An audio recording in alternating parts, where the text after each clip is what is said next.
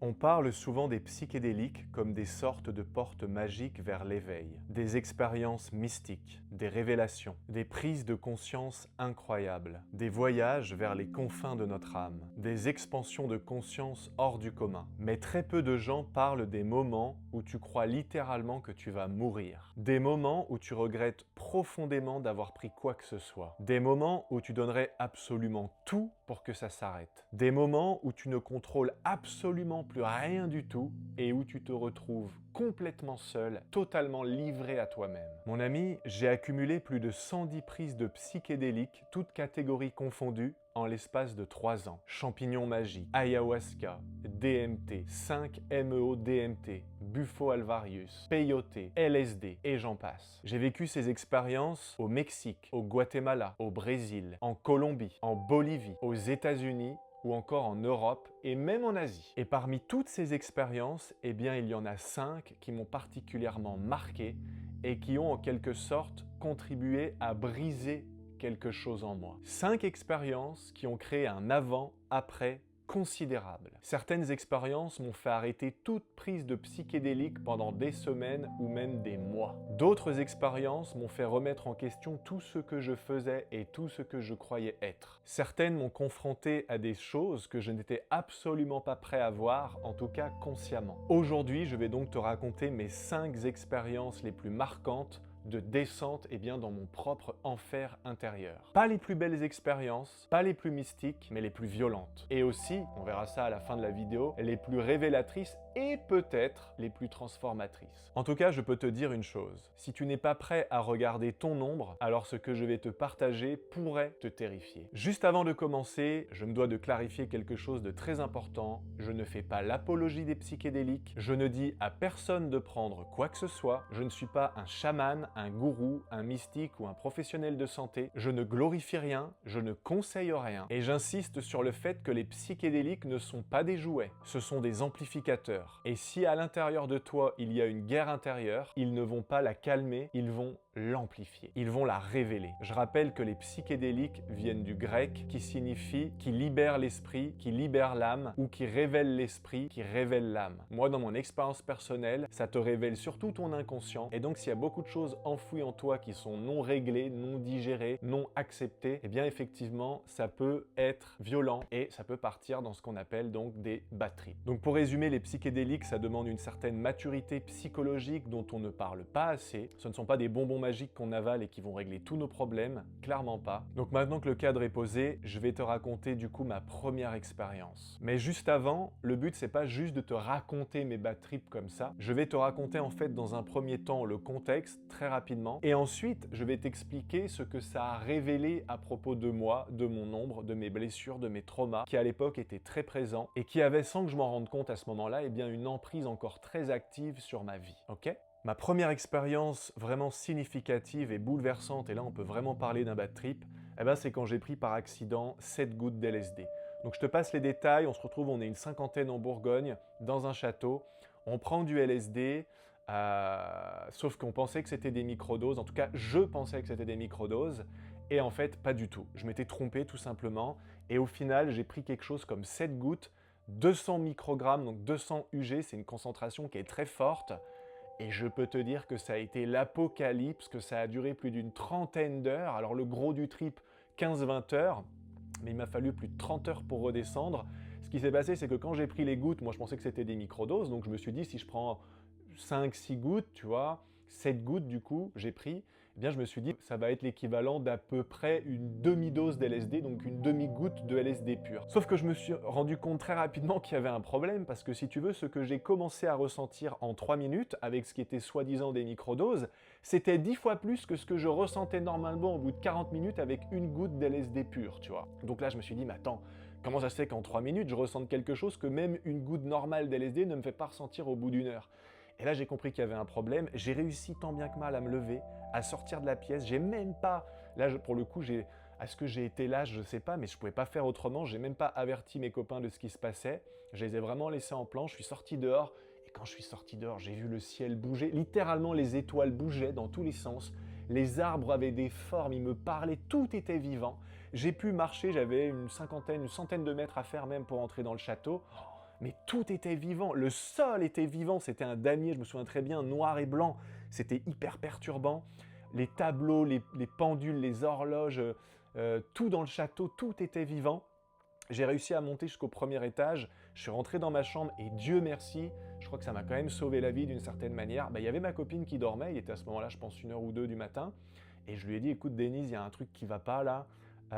J'ai même pas pu lui expliquer, je lui ai juste dit ça. Elle a compris, tu vois, elle me connaît, elle m'a pris dans ses bras, elle m'a tenu dans ses bras pendant, je pense, 8-10 heures. Je vous passe les détails, mais c'était un truc de malade mental. Les murs bougeaient, j'avais littéralement l'impression que chaque mur était une porte ouverte sur une autre dimension où je voyais un pan de réalité là, un pan de réalité là, un pan de réalité là. Ma copine, elle avait plus rien d'humain. Je savais heureusement au fond de moi que c'était elle, sinon ça aurait été la flip totale. Mais c'était un mélange entre Avatar et Alien, tu sais, dans Alien versus Predator. Ça a été vraiment... Ça a duré beaucoup trop longtemps. Et la conclusion de ce premier trip, en fait, c'est que ça m'a montré à ce moment-là que j'avais une peur viscérale de perdre le contrôle. Il est évident que si j'avais accepté complètement de perdre le contrôle, honnêtement, j'aurais pu vivre un trip certes très intense, mais ça l'aurait fait, tu vois. J'étais attaché au contrôle comme pas possible et j'avais peur de mourir. Et à ce moment-là, je me souviens très bien, j'avais une vision que j'allais finir, tu vois, en hôpital psychiatrique et qu'en plus de ça, les flics allaient venir me menotter, me mettre en prison comme si prendre du LSD, alors certes c'est illégal en France, je vous incite pas à le faire, mais comme si c'était, tu vois, un crime contre l'humanité, voilà, pire que tout, tu vois. J'avais vraiment cette sensation que j'allais disparaître à tout jamais, et bref, c'était insupportable, et ça m'a vraiment montré à ce moment-là à quel point j'avais du ménage à faire sur la peur du contrôle et la peur de lâcher prise en fait. Donc là, pour le coup, on peut vraiment parler d'un bad trip. Clairement. Mais tu vois, le plus troublant, c'est que c'était pas la dernière fois que j'allais, entre guillemets, abuser de quelque chose, même si l'expérience suivante, tu verras qu'il n'y aura pas d'abus, mais par contre, ça m'a emmené dans quelque chose d'inexplicable. En gros, ça a été donc ma deuxième expérience. Cette fois, j'étais au Mexique avec un chaman et on était un groupe d'à peu près 10 personnes et j'ai pris pour la première fois de ma vie de l'ayahuasca. Alors, je sais pas comment il prépare son ayahuasca, ni ce qu'il met dedans. Normalement, l'ayahuasca, c'est censé durer à peu près 4-5 heures. Nous, ça a duré plus de 10 heures, mon ami. Et pendant 10 heures, tiens-toi bien, eh bien, sans exagérer, je pense que pendant 8 heures, j'étais en sanglots, je pleurais. Et en fait, ce qui est assez fou, et c'est la seule fois que ça me l'a fait de cette manière-là, aussi claire et nette, comme si j'avais une image en ultra haute définition, où en fait, j'étais à la fois spectateur et à la fois au premier plan dans l'image, et je revivais tous mes traumas. J'ai revécu tous les traumas de ma vie, en tout cas une grande partie, à la fois des traumas évidents, comme par exemple quand ma maison a brûlé, quand j'avais 13 ans, on a tout perdu, on s'est retrouvés vraiment comme des démunis, c'était très compliqué, ça m'a fait tomber dans la drogue, la délinquance, tout ça. Donc j'ai revécu ça, je savais que c'était d'une certaine façon encore actif et que ça avait encore un impact négatif sur ma vie, mais j'imaginais pas à quel point et j'ai pu pleurer ce truc. Donc c'était à la fois horrible, mais en même temps très agréable, ça on en reparlera dans la conclusion de ce deuxième bad trip. On peut pas vraiment appeler ça un bad trip, mais ça je t'en parlerai en toute fin de vidéo. En tout cas, voilà, j'ai vécu aussi des choses qui étaient beaucoup moins évidentes, c'est-à-dire à un moment donné, alors je me souviens, j'étais en train de chialer à sanglots comme un enfant de 5 ans, et en même temps de rigoler, parce qu'à un moment donné, si tu veux, j'étais en train de pleurer la mort de mon chien Saxo quand j'avais 8 ans, et je me suis dit, mais c'est fou qu'un truc que, tu sais, aussi lointain, t'aurais jamais soupçonné que ça pouvait continuer d'avoir un impact dans ta vie. J'ai pleuré une séparation avec une femme qui avait beaucoup compté pour moi, et je me souviens, j'étais là, pourquoi t'es parti, pourquoi t'es parti?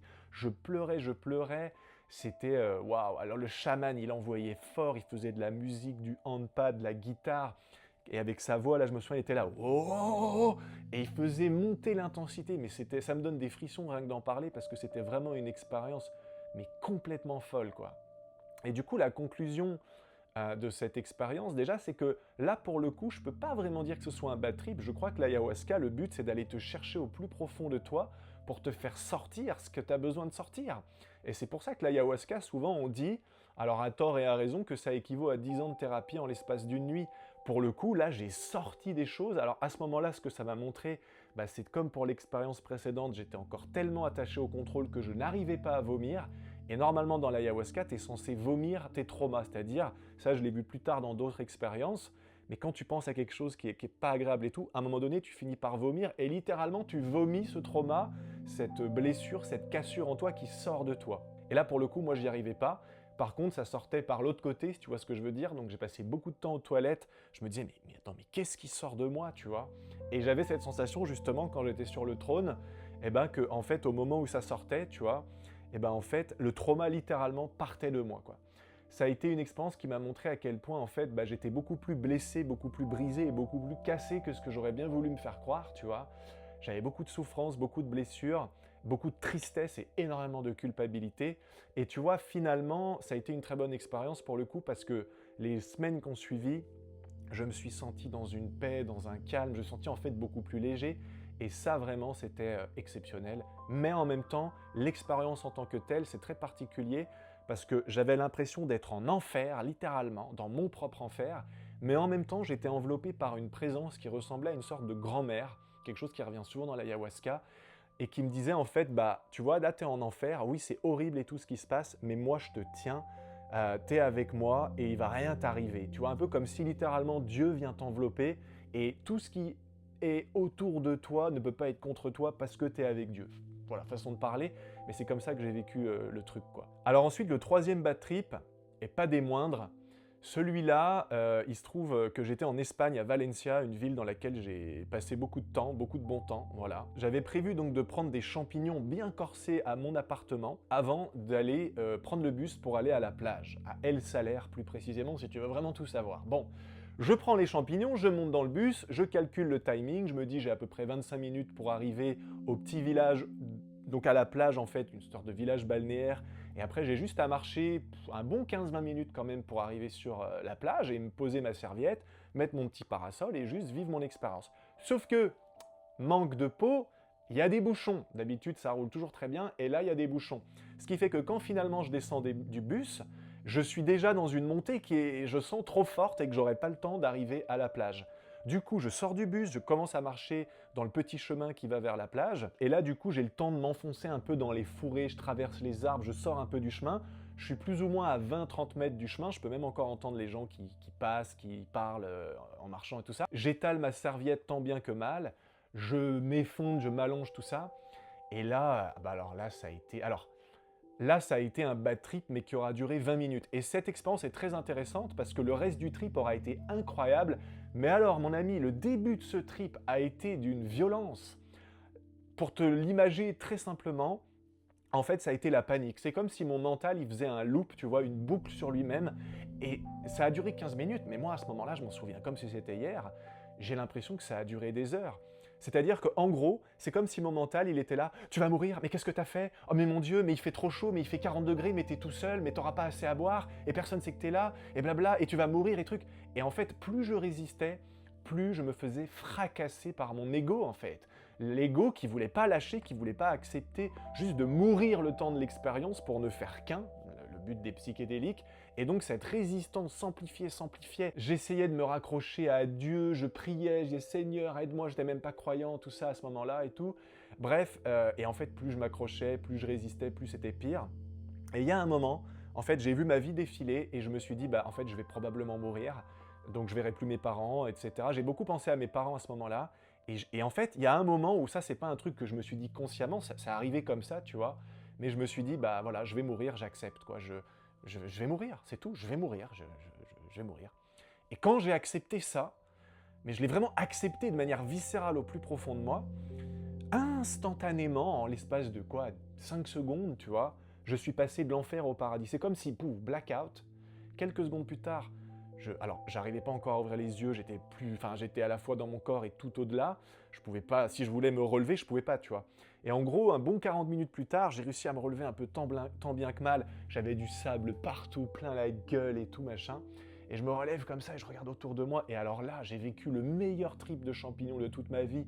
Les couleurs incroyables. Alors c'était fort, hein. Mais là, par contre, il y avait une acceptation totale, une absence de résistance, et la conclusion de ce troisième bad trip, oui, ça a été un bad trip au début, mais après ça a été incroyable, et ça m'a énormément servi plus tard dans mon expérimentation avec les psychédéliques, c'est que j'ai compris que si tu acceptes de mourir, d'un coup tu passes instantanément de l'enfer au paradis. Et je me souviens d'ailleurs que, entre le moment de bad trip et la transition vers « Ah, je me sens tellement bien », en fait j'étais en train de me dire « Mais David, qui va mourir? Quoi va mourir? C'est quoi la mort? Ça n'existe pas. C'est ton ego va mourir, mais en fait, tu ne vas pas mourir. Tu comprends bien que tu ne peux pas mourir, tu vois. Et en fait, j'ai commencé à rigoler, de me dire, mais putain, mais qu'est-ce que je me prends la tête.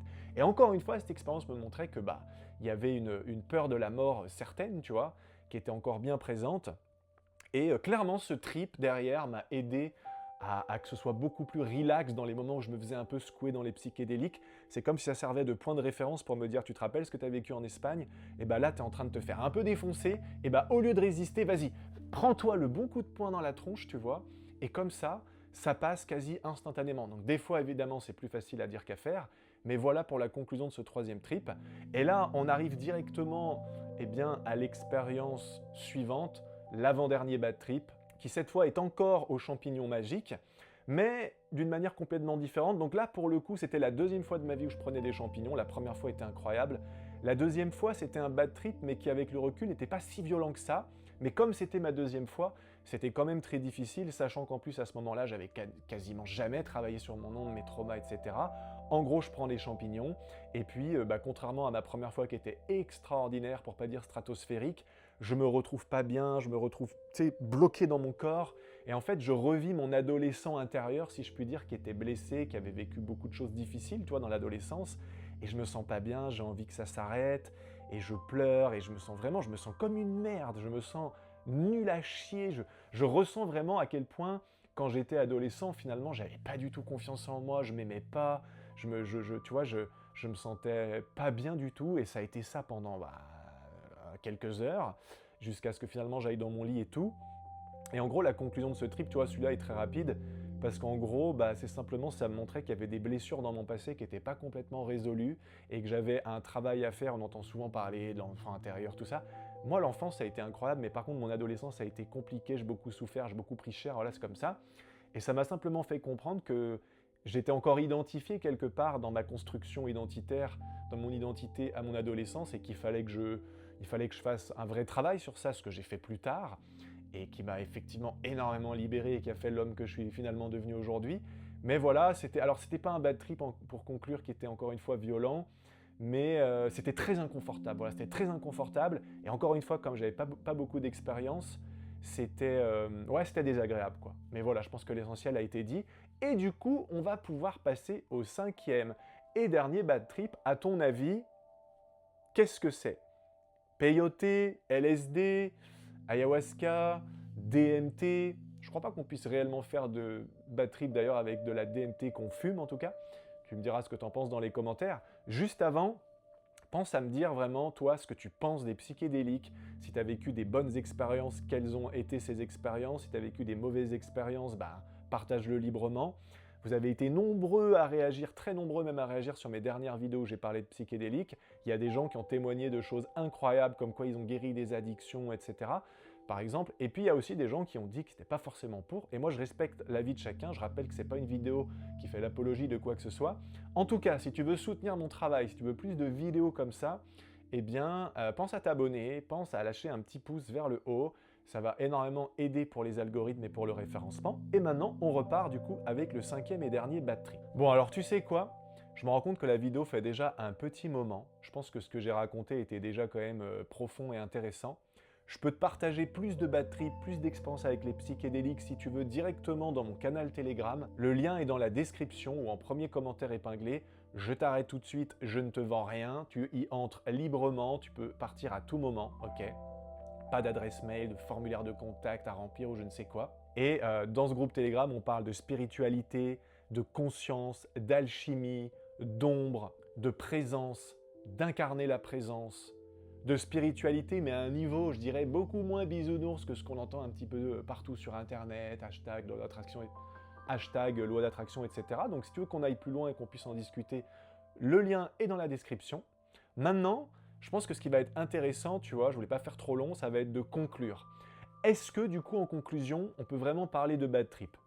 Alors, pour le coup du LSD, clairement, là, oui, assurément, c'était une expérience horrible et j'aurais tout donné pour que ça s'arrête.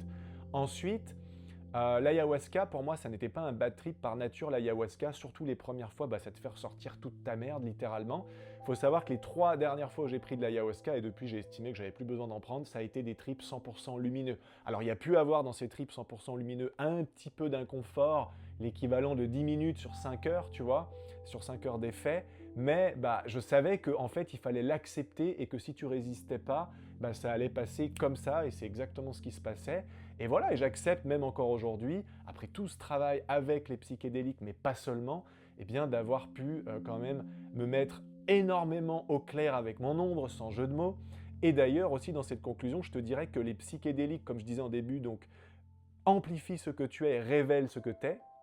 Mais derrière, si tu ne fais pas un véritable travail d'acceptation, d'intégration et de confrontation par toi-même et ou avec quelqu'un d'extérieur, comme par exemple une psychanalyse, moi j'ai fait une psychanalyse d'1 an, et franchement ça a été extraordinaire. La psychanalyse couplée au psychédélique, couplée à tout ce que j'ai expérimenté en bon psychonaute que je suis, c'est-à-dire en bon explorateur de la conscience et de ce qu'est la conscience, donc tout ce que j'ai appris dans la spiritualité, le dev perso, bon évidemment il y a à boire et à manger, mais tout ça rassemblé, ça m'a permis vraiment de me libérer, de m'affranchir de mon ombre. Je dis pas qu'il en reste pas un petit peu que je découvre de temps en temps, mais c'est le jour et la nuit comparé à avant. Et d'ailleurs, aujourd'hui, quand je prends des psychédéliques, bon, beaucoup moins qu'avant, parce que j'en ressens plus le besoin, si tu veux, quand j'en prends, c'est juste pour le kiff, c'est plus dans une optique d'aller mieux parce que je vais pas bien, en gros, tu vois. Mais du coup, quand j'en prends, franchement, ça peut m'arriver de me faire secouer, mais c'est très rare. Et quand je me fais secouer, là, j'ai aucun problème à accepter ma vulnérabilité et à accepter de lâcher prise et à accepter que si ça se passe mal, ça se passe mal et que tout va bien, en fait, tout va bien se passer. Je pense que si j'avais une pathologie dormante qui aurait dû être réveillée par des psychédéliques, type schizophrénie ou autre, ça peut arriver, après plus d'une centaine de prises, je serais au courant, tu vois, donc a priori ça va quoi. Maintenant il ne faut pas abuser bien évidemment, tout le monde est différent, on n'est pas fait du même bois comme dirait quelqu'un dans la vidéo précédente, donc voilà. Mais en gros, toutes ces expériences ont été des plongées forcées dans mon inconscient. Et franchement, je crois que dans mon cas, c'était vraiment nécessaire en fait. Elles ont donc mis en lumière les zones d'ombre que je ne voulais pas regarder. Et en fait, toute ombre que tu refuses de voir reste active. Elle agit dans ton inconscient, elle agit dans ta vie, elle agit dans tes relations, elle agit dans tes dépendances, dans tes addictions, dans tes dépendances affectives, dans tes relations amoureuses, dans ton travail, dans ta relation à l'argent, bref, ton ombre non résolue a un impact direct dans tous les aspects de ta vie. Et au final, ton ombre, elle te dirige en silence, à ton insu. Et encore une fois, dans mon expérience, ces bad trips auront fait partie de ma propre expérimentation de l'ombre et de ma propre transformation, transmutation de l'ombre en lumière ou en tout cas en paix, tu vois, en bien-être, en sérénité. Et voilà. Donc en résumé, en fait, un bad trip commence au moment où tu refuses de vivre ce qui doit être vécu et où tu refuses de vivre ce qui se présente. Quand tu luttes contre une émotion, elle devient un enfer, littéralement. Alors que quand tu l'acceptes pleinement, cette émotion ou ces émotions, elles te traversent sans discuter. Elles entrent et elles sortent. Maintenant, est-ce que les psychédéliques sont forcément nécessaires pour explorer notre inconscient? Je ne pense pas. Je pense que ce sont des accélérateurs et des amplificateurs, mais comme tout phénomène d'amplification et d'accélération, ça peut être à double tranchant. Et au final, le vrai travail, c'est pas nécessairement de rechercher des expériences extraordinaires pour ce qu'elles sont, mais de reconnaître ce qui est déjà là, ce qui est enfoui et ce qu'on a du mal à voir dans notre vie de tous les jours avec notre esprit conscient qui, je le rappelle, ne représente qu'une toute petite portion de la totalité de notre esprit et de notre conscience. Donc bien évidemment, ça demande du courage de regarder ce qui est déjà là, mais moi ce que je peux dire, c'est que les pires moments que j'ai vécus avec les psychédéliques ont également été les moments qui auront été les plus grands catalyseurs de transformation dans ma vie. À tout niveau. Pas parce que ces substances étaient magiques, mais parce qu'en fait, au fond, à ce moment précis, elles m'ont empêché de fuir ce que je fuyais, ce que j'évitais depuis littéralement presque toute ma vie, en tout cas le début de mon adolescence et tout ce qui s'est passé ensuite, comment je me suis construit, etc. Voilà les amis, j'espère que vous aurez apprécié ce format. En ce moment, j'aime beaucoup parler des psychédéliques, pas juste pour parler des psychédéliques, ce n'est pas une chaîne de trip report comme on dit. C'est une chaîne où vraiment le but c'est de parler avant tout de la conscience, de l'inconscient, du rapport à soi, de l'ombre, d'incarner pleinement la présence, de pouvoir être pleinement soi-même, de faire tomber les masques, de briser l'illusion d'être uniquement l'ego, uniquement la vague et de revenir dans l'unité, c'est-à-dire se rappeler qu'on est l'océan tout entier ainsi que simultanément la vague et finalement simplement d'être en paix et de vivre la vie la plus kiffante possible, même si évidemment tu auras toujours des moments qui seront plus compliqués que d'autres, mais bref, c'est la vie, c'est comme ça. Comme disait Jean d'Ormesson, paix à son âme, la vie c'est comme une rose, si tu veux me parler des pétales, il faut aussi me parler des épines, et si vous me parlez des épines, il faut aussi me parler des pétales. Et je vais finir là-dessus du coup sur la petite minute de philosophie. Je vous remercie infiniment. Pensez encore une fois, si vous voulez soutenir mon travail, eh bien, à vous abonner, à laisser un commentaire vers le haut. Pensez, si vous voulez, à rejoindre le groupe Telegram, le lien dans la description, c'est complètement gratuit. Et encore une fois, vous allez découvrir une valeur ajoutée qui est aujourd'hui, je crois, assez rare de nos jours. Voilà, je t'invite à aller faire un tour. Moi, je vous dis à la prochaine. C'était David Bertrand. Prenez soin de vous.